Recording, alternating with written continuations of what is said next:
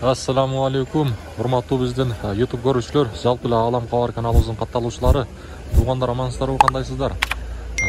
Бүгүн биз сиздерге 2023 жылдын 6 январ күнү мына ушул Ноокат шаарынан кайрадан эле сиздерге салам айтабыз.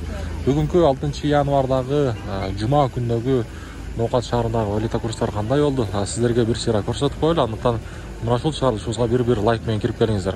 Анан дагы бүгүнкү ыйык жума баарыңыздарга баарек болсун. Доскредо банк.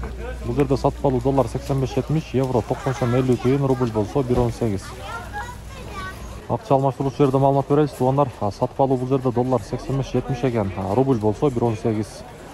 Сатып алуусу мына ушундай, рубльден 1000 рублиңиз 1180 сом болуп турган кези. Финкобанк боюнча айтсак, бул жерде дагы сатып алуу доллар 85-73, евро 91.30, рубль болсо 1.17. Эко Исламик банкта дагы мына ушундай, доллар 85-70, евро 91, рубль болсо 1.18.